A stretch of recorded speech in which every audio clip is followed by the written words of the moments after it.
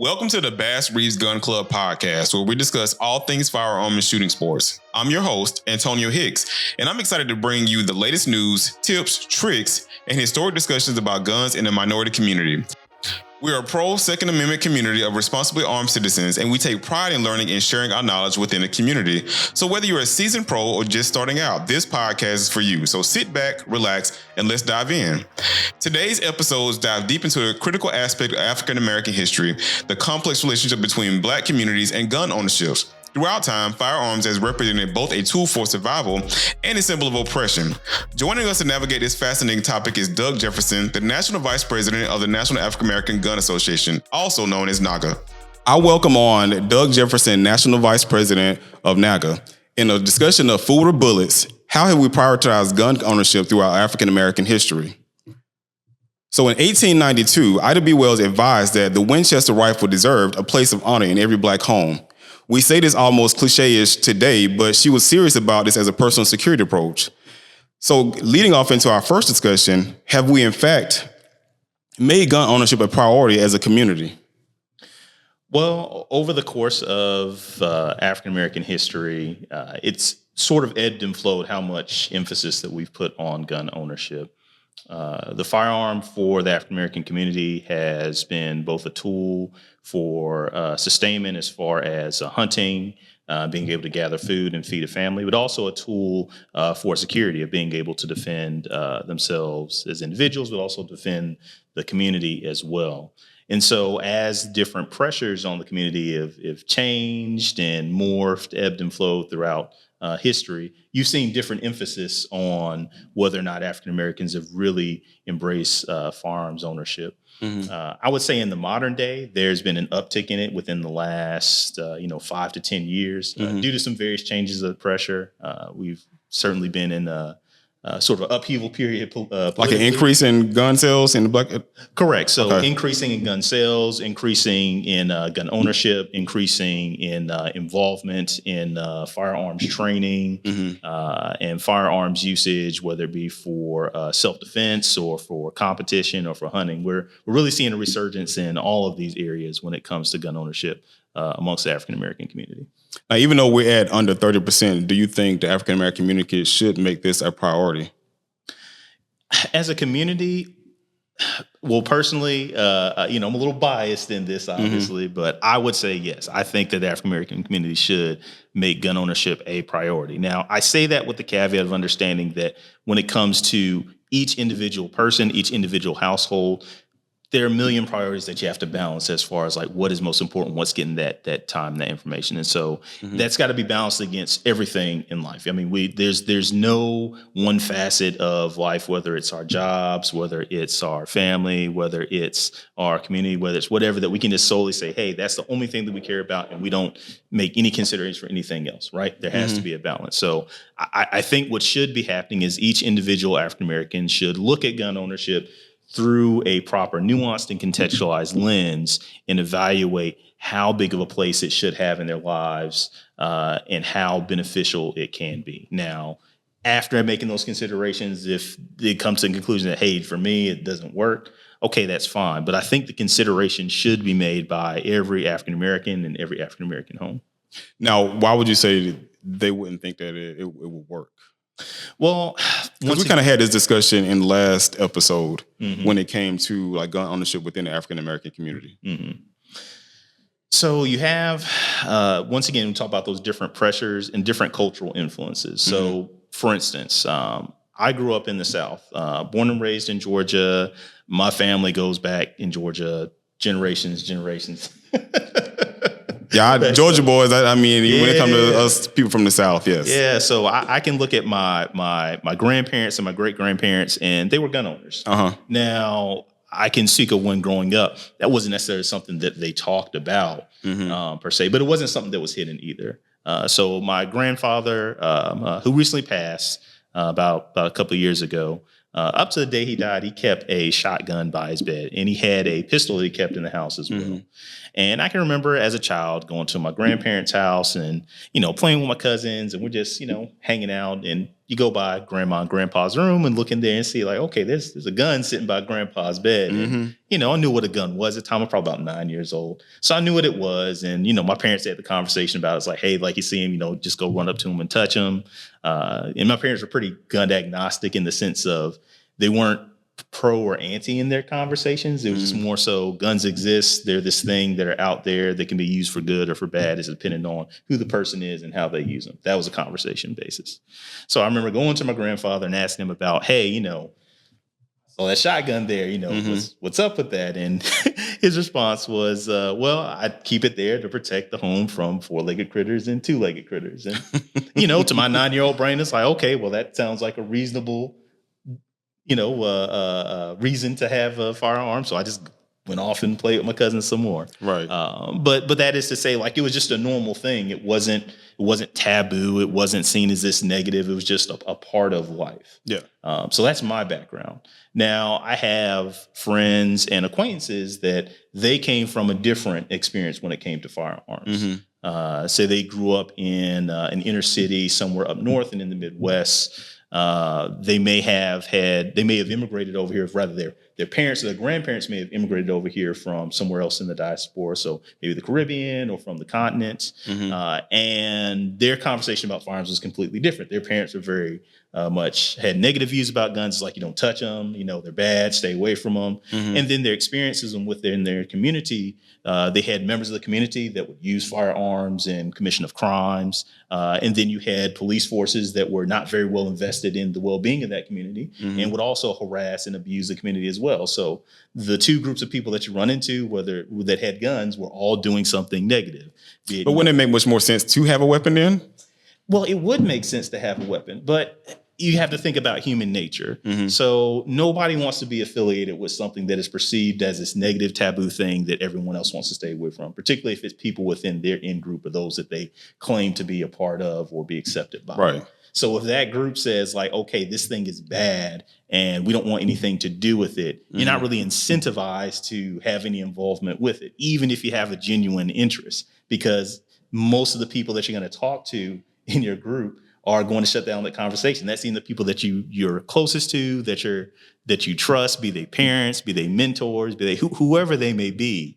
They have this negative view of firearms. So even bringing it up that you're owning, it's just like, oh my God, clutching of pearls moment.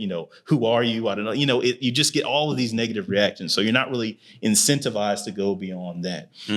Now, once you kind of grow up and you kind of separate yourself out, as you become an adult and you're going finding your own way, then there's some space that maybe you do a little bit more investigation into that. And once again, going back to those same friends and acquaintances, that's normally how they came into it. It was after they grew up, after they moved out, they went and lived a little bit of life. They were in a different environment where it was more incentivized to, at the very least, investigate it and be able to make their own assessment of it. And then they came to the conclusion that, like, hey, this is something that I find useful to myself, useful to my family, useful to my community, and I'm going to embrace it. Yeah, I had something similar, like within my household growing up, because I had my grandfather. He kept a shotgun and a handgun in the house, but he primarily used it to tuck away money that he didn't want my grandma knowing anything about. But I mean, it was still there to be, if something happened, it was a protected household. But for the 90% of the time, it had wads of cash stuffed inside of it. But ironically, though, even though he had that in there, his children were kind of opposed to weapons. Like my mom was opposed to having a weapon within the house, and so were her siblings. Well, a couple of her siblings. The boys, they weren't. They ended up purchasing firearms themselves, and it's kind of how I got introduced to firearms. Outside of my grandfather having a shotgun, is this, and then my dad's side of the family. His brother was an ex-FBI agent. So we would go to his house and then he would teach us how to shoot the rifles and stuff into the backyard, and then BB guns and stuff, because he was hunting. He was killing all the squirrels that came onto his property. So why is it that, to get into that discussion, in your opinion, why do you think that would be such a taboo thing in the household? Did you experience the same thing in your household to where your grandfather had it, but were other family members hesitant upon adapting it in? Because I can see other families now practicing the same thing. Sure.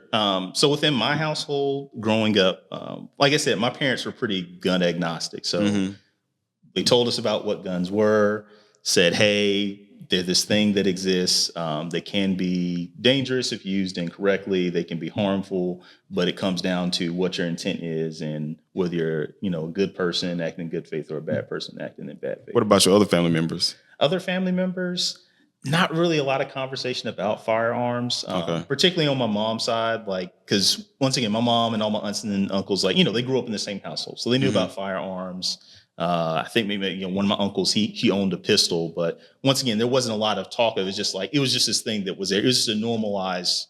We know it's there. Yeah, we know it's there. It would having a conversation of it would be like having a conversation about cars having tires. Like, well, yeah, of course cars have tires. Right. That was kind of the mindset. Like, we know it's there. It's this thing. It's not a big deal. Okay. On my dad's side, they were a little bit more hesitant and reserved on firearms. Because I, remember conversations with my aunts and uncles on that side of the family. But once again, not just super, hey, have nothing to do with it. Just kind of like a reservation or hesitation whenever it came around conversations about firearms. And my dad, he grew up in the inner city, along with his brothers and sisters, versus my mother who grew up in the country. So once again, those different cultural influences kind of impacting, what their experiences were and what their thoughts were on firearms. Okay.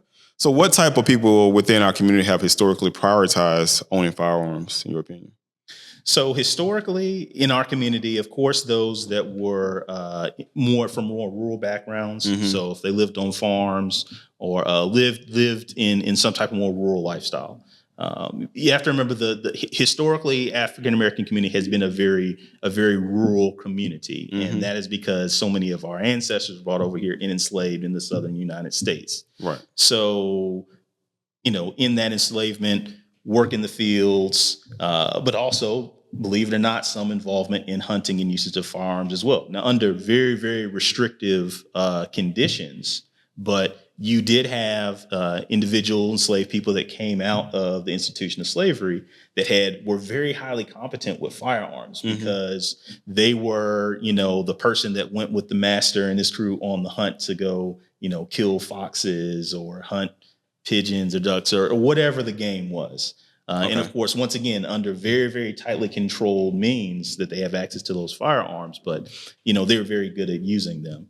But then coming out of enslavement, you had a large number of African-American men that served during the Civil War in the Union Army.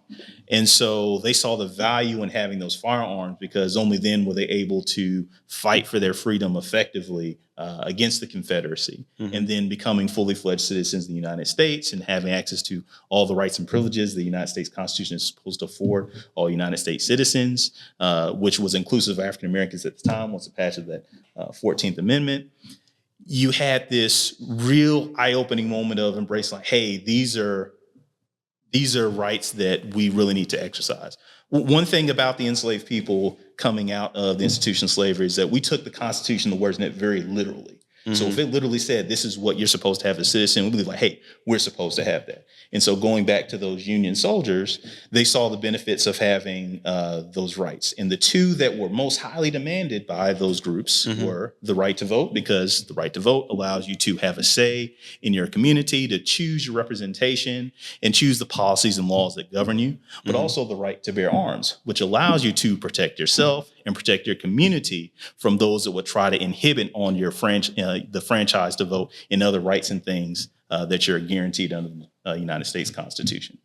So those are two rights that are very, very closely linked, going back to that. And then living in the in the South in the rural communities, when the institution of slavery stopped, it's not as if all of these, former enslavers and those that supported that institution all of a sudden believed that African American people they did were not. equal to them. Right. And we're going to treat them as such. That's just not what happened. We had almost 100 years of neo-slavery that followed that all the way up until the civil rights movement in the 1960s that, most folks know a lot about. But during that time, it was extremely critical to embrace and protect those rights. And by protecting them meant like actually utilizing them. And so once again, you had the quote at the beginning, talk about Ida B. Wells and mention of, hey, the Winchester rifle having a place honor in every African-American home. And the second part of that quote that a lot of people leave out, which gives context to that, is that, and I'm kind of paraphrasing it, so don't take this word for word, but basically she's saying it's to protect African-American people from, to provide protection to African-American people that the government can't or refuses to provide. And that protection that she was referring to is protection against unlawful lynching, abuse, murder, rape, et cetera, which was prevalent during that time period. You even had as far as individuals like Bishop Henry McNeil Turner, he was a black pastor who also, he's in the church. He's a leader of a church saying like, hey, black people, make sure you have firearms to protect yourselves. I think we need to see more of that today too, though. Because we see typically from a lot of pastors, I know it's a little bit off topic itself, sure, but pastors will typically just tell you to, just go out and just pray. Right. Allow God to, to do his thing. But right. And once again, there's a history where that comes from that we have to understand. And also going a little bit off topic, but I want to make sure that we understand that whether you have African Americans that push for gun ownership and usage, or African Americans that said like, hey, let's not use the firearms, there's very real legitimate reasons why they came to those stances. So we've talked about why there's that push to use them. The push against it just comes down to very natural human instinct.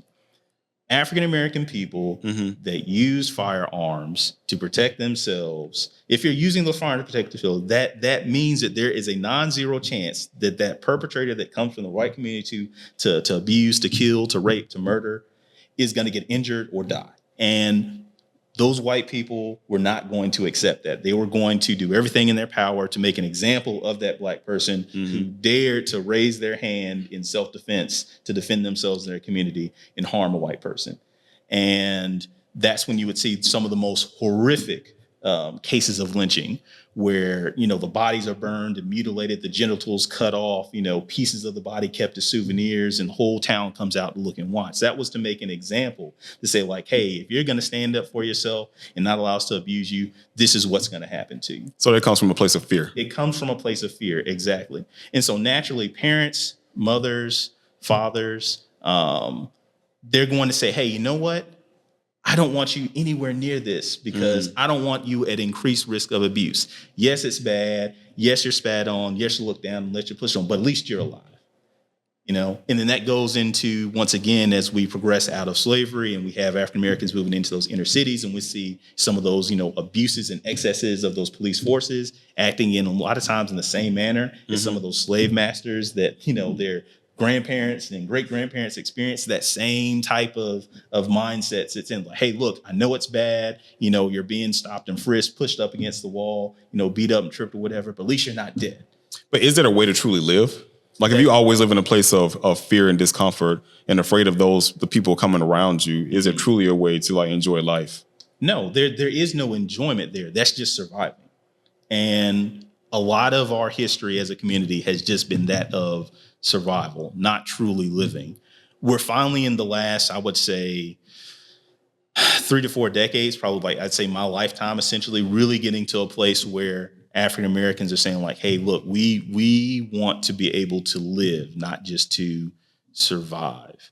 And that's causing a lot of cognitive dissonance to those in the white community that are used to enjoying some unjust favor and unearned privileges based upon the degradation of African American people. So that's going to continue to be a challenge because and it goes beyond just that, the stereotypical, rabid racist person, Bubba redneck with the beer belly, the stained wife beater waving the Confederate flag. I mean, we're talking about people that are, look nice and professional and suitable to have like, really fancy titles and everything as far as their jobs, but they still harbor a lot of these same mindsets and opinions of Black people. And they just exercise it through the imposition, through the development and imposition of policy versus physically taking out a gun or some type of weapon to hurt someone. So with the numbers being less than 30% that we discussed early on, and then in between that, we talked about the fear of gun ownership and why they looked at as a negative connotation of potentially causing harm upon yourself. What do you think would be the reason behind us now becoming more involved in picking up weapons and learning how to train and being a part of NAGA? So I think there's a couple of reasons. You have two parallel things that are happening. One is, once again, some of the political upheaval that we've seen in, the last 5 to 10 years. Particularly, certain members of certain parties with certain mindsets making statements that are reminiscent to statements that we saw out of some of the old Dixiecrats in the South. And so that's really ringing alarm bells in a lot of minds of African Americans. Say like, hey, this is not okay. We've seen what this looks like. This is a problem. We need to do something about it. The second piece of it is, even though there's still a lot of work that needs to be done so that African Americans truly are treated and able to move and exercise their rights the same as anyone else in this country, without the baggage of racism, white supremacy that still impacts us so much. There has been movement and there has been an expansion of those rights to a space where there is a certain level that is respected at this point, where you can't take for granted that you can just do this bad thing to a Black person and there's no consequences or repercussions through actual law being used and implemented the way it should have always been used and implemented. So because those two things are happening in parallel, you have the impetus to own more firearms and use them, plus the space to actually go and do that. So to buy them, to train with them, to own them. And then having all these new tools such as social media and the internet to communicate with other Black people across the country. So even if you're in a locality where, there's very restrictive gun laws and your community is just like, oh no, we don't want anything to do with guns, you can still connect with other Black people in other localities that like, hey, it is accepted. It is seen as something that is not a taboo, but something that is a benefit to the individual and to the community. And learn from them and fellowship with them. So now you've got those support measures that in the past just weren't present because you didn't have those new forms of communication that we, in some cases, take for granted today. Right. So I guess, so we're talking about weapons and again, being at 30% under. So in your opinion, like how has gun ownership affected amongst Black women changed over the years? Because we've seen it since 2021, according to the NSSF, that we've seen an 87% increase of gun ownerships amongst Black women. Like what would you think be the increasing spike with that? Once again, I think it goes back to, part of it goes back to those two things that I just mentioned about the political upheaval and then having the space to actually do so. Specifically for Black women, look, I'm not a Black woman, so this is just my I'm opinion. not either. I know I got long hair, but no, I'm not a Black woman. So please don't take this as the gospel. But from my standpoint, looking at it, it appears to me that if we look at some trends that but you have a unique standpoint because you're the national vice president. Sure. So even as being a part of NAGA, how have you seen like the increase, and what do you think the increase would have been with Black women even joining the organization itself too? Well, it's funny you mentioned that. So our organization started in 2015. Until about 2017, 2018, our demographics for membership were 60-40 women to men in the organization. So that's members of the organization, right? So for effectively half of our existence, over half of our membership was Black women. Okay. So, which was surprising because, once again, I think the stereotype of the gun owner, whatever other modifiers that you put on it, male is probably the primary one. Right. And we just did not see that. Just was not the case for our organization. And so, I've had conversations with Black women, some that are close to me, some that are, acquaintances, some that are just, members that, maybe they send in a message or they made a comment on a Facebook page or whatnot that represents our org. And so one of the things that is a common thing brought up is a sense of safety and security. So we know that because of really bad policy that has been passed in this country in regards to criminal justice, we have seen a incredible draining of Black men and boys from our community into the criminal justice system. Typically, in most communities in America, and this is not, a worldwide thing, but you go to a place like the United States, Normally, it is the men that are expected to be the protectors, The defenders of the house. and the defenders of the house and of the community. When you have 1 in 3 black men that are going to serve some type of jail time, that's not just them being taken out of the home and being in that cell, but once they get back and they've got that record, if you have that felony record, you can't own firearms. So now you have this group of men that either they're not present or they're present and they cannot legally own the best tool available for personal self-defense. And then that also has impacts on things like marriage rates and child rearing in homes. So that same criminal justice breaks up a lot of homes. There's a lot of incentives in policy that would incentivize those homes to stay broken that have been extended. So all that comes into a situation where you have a large number of black women that are just living single by themselves, and some of them have children, some of them mothers, some of them are just single living by themselves, and so they want to be able to protect themselves. Like, that's just a natural human thing. That's not a black woman thing. That's not a black man thing. Just people want to have a sense of safety and security, and so if you don't have that available to you through traditional quote unquote traditional means of having that man or that male figure in your life that can provide that, then what else is there available out there? And so I think really you have black women that are looking at the landscape, taking a look at that and saying, like, you know what, maybe I need to look at firearms ownership as that sort of stopgap measure. Yeah, and I mean, it's kind of a representation too of history, because I mean, you're talking about coming from a multi-parent household and the husband is out doing sharecropping or whatever throughout the day, then the mother's left at home with the kids. So generally they're the ones left to defend the house. Correct. Especially coming from the South. Like, I come from the rural parts of, the country part of Georgia. I come from Macon, Georgia. Okay. And so that was like the representation. Got some family down there. Go shout out to Macon, Mactown. But because that's how we look at it. It's why, in my opinion, what I've seen throughout history is that even though I have some family members that have been hesitant upon guns, if we look at history, they had to defend the house because they were the only ones there. Right. So the husbands were generally out doing all the work, and they were ones that they were the providers. Correct. But the mother had to be, in nature, they have to protect the home and protect the kids.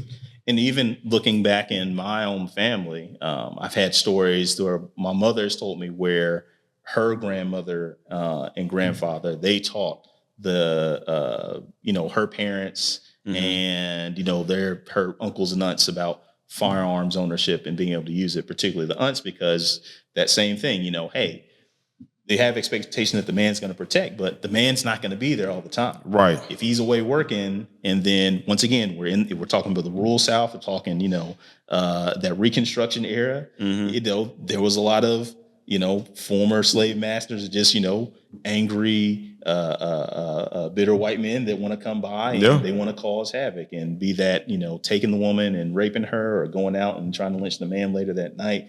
It manifested itself in a number of different ways, but that meant that everybody had to be able to protect themselves. And so once again, getting into that individual protection, standing out into like that greater community protection, because the protection had to start in the home first before you can go out and say, like, okay, we want to protect that bigger community. So we talked about the two different, especially with your family, the dynamics of like where people are growing up at, like their economic status. Some growing up in rural areas, some people growing up in the inner city areas. What role do you think socioeconomics have when it comes to us and gun ownership? Oh, that has been and will be an issue for the foreseeable future. Firearms training, firearms ownership, it's not an inexpensive endeavor. It never has been. And so you really have to give credit to those African Americans that were making even less money, even adjusting for inflation, had even less money, had even less resources, that were able to make it happen. Say, like, okay, I'm going to have some kind of firearm. And once again, so that impetus was different. I mean, thankfully today, most of us can say we don't have to worry about a lynch mob coming by our house trying to drag us outside and kill us. Depending on what part of town you live in. Like I said, most of us now. I said most of us. So once again, it's a very different impetus in 1892 than it was in 2022. Right. So I think I cannot say that has not been an impact. But to the socioeconomic piece. Today, once again, there's a lot that life is much more complicated as far as all the things we have to worry about on the financial side today than in the past. And so once again, you're always trying to balance those things out. One thing we try to do with Naga is try to like level that playing field a little bit. Mm-hmm. So a lot of the training that we offer is just free of charge. It doesn't cost the member anything but their time and whatever they spend on their ammo and gas to get to the range. Repeat that again, so people will know why they should join Naga. So the biggest benefit you're going to get two huge benefits from your local Naga chapter. Mm-hmm. One that you can't put a price tag on is just the level of fellowship that you're going to get with other Black people that are gun owners that you can learn from in a place of comfort, in a place of acceptance. The thing that you can put a price tag on, though, is how much money you save by not having to pay for all of the training that you would get through Naga. And where the cost really only coming down to a lot of times is just the ammo that you have to pay for the class and the gas that it takes, you got to pay for to drive your car over to the training location. Because shoot, our members, I mean, if you go to an event and you come up there and say like, oh, I don't have a gun. I mean, everybody's probably got like a spare, one or two somewhere. Look, spare gun, spare eye protection, spare ear protection, ammo, probably to give you some snacks and some water or whatever to help you through it. I mean, we come pretty well prepared because we want anybody that comes into this space to get what they need from that space. As long as they're coming in good faith, they're coming with a open mind to learn and with the inquisitiveness to ask the questions because there are no dumb questions. Like we've heard all the questions, none of them are dumb because you just don't know what you don't know. Right. So come here with zero knowledge and an open mind to saying like, hey, look, I know nothing about guns, but I want to learn. I want to own one, and we'll make sure you get taken care of. Now that being said, as proper gun owners, do we have a responsibility to bridge the gaps between those who cannot participate in gun ownerships and those who can? Yes, absolutely. We do have that responsibility. A lot of the members that I can speak for Bass Reeves chapter, but just multiple chapters across the country where people came in, they didn't own a firearm. They may not have owned a firearm for months after they joined, right? Because they were just learning and getting the information. And, it may have been an issue of finances. A lot of them was an issue of finances. And they were trying to decide, wait, well, how critical is this? I mean, I've heard about this gun ownership thing. I can see some reasons why, but I really don't have a good perspective on it because I just don't have that information. Like, I just don't know. So where can I go? They come to Naga. And so, spent months and months coming to meetings, coming to trainings, observing, borrowing somebody's gun to use it to shoot. And, 6, 8, 12 months later down the road, they post that picture in the group and say like, hey, I can't tell you how much, guys, I appreciate your training, your work, your assistance and everything. I finally was able to, set aside the money I needed. I have the education I needed to make a good decision on the kind of gun that I need to have. And I made my first gun purchase. And like, they are so proud and we are so proud of them. We are so humbled to be in a position that we can help to change people's lives in that way, because the emotion that comes through when they talk to you and they tell you how much impact we had. I mean, it is truly humbling. I mean, I can't count the number of conversations where people have told me like I've changed their life, and I'm like, okay, like you probably have. I didn't even know what to say to that because I mean I was just doing what I felt should be done from a person in my position and a person like if I claim to have the conviction and the belief in sharing this knowledge the way I have, like these are the actions that need to come out of that, and so I just pursued those actions. And so to have people that literally say that to you, I mean, there's no other feeling like it. I don't know how to describe it. It just leaves me speechless every time. And I just, tell them, hey, you're welcome, but you did the work. Right. All I did was provide the avenue and the information, but you did the work of actually taking the steps that needed. And so you need to reserve some of that appreciation for yourself, because that couldn't have happened without you. But I still, and as we wind down too, though, first, I want to thank you for coming on and thank you for sharing your experience and your expertise. Absolutely. But I do want to give like you your flowers and some of the other active members and other former presidents and presidents of of NAGA itself, because you all deserve the rights and the credits, and again, your flowers, because you're sharing of your time and giving of your time without asking for anything in return outside of making sure that people within our community are aware of their rights and make sure they have proper gun usage training so they can defend themselves and they can defend their families. So thank you for what you do, and thank you for being part of this organization and sharing your experience. Thank you. I appreciate it. Now, again, as we want, you have a final thought that you want to leave with the community?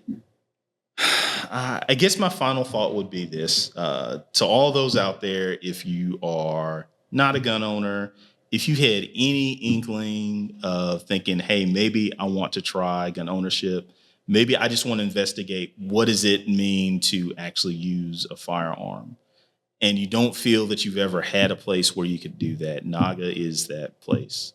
We've got over 100 chapters across the country in over 35 states of the union. There's a place for you.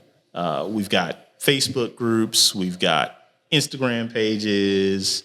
We're having training events that are going on across the country every weekend, and even some days during the week as well, because, we have all kind of different work schedules and life schedules, that can support and help you to answer that question. We're not here. We don't sell firearms. We aren't here to sell you on training or insurance or everything. We just want to make sure that you have the proper knowledge, history, and context of firearms ownership within the African American community, so that once you have all this information, you can make the decision for yourself and your family whether this is something for you or it isn't. And if it's not, we're perfectly okay with that, because at the very least, you made that decision based on proper, nuanced, contextualized information. All right.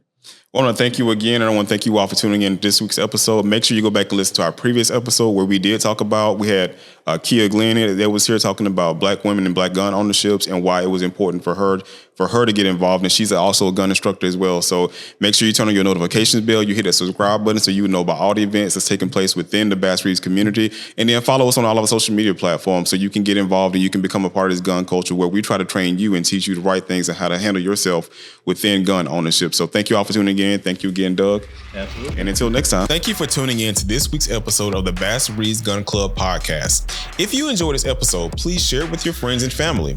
Don't forget to like and comment on the show to let us know what you think. And if you're interested in learning more about firearm safety, proficiency, and the shooting sports, and you're in the Atlanta area, please consider joining the Bass Reeves Gun Club. We're a pro-Second Amendment community of responsibly armed citizens, and we take pride in learning and sharing our knowledge within the community.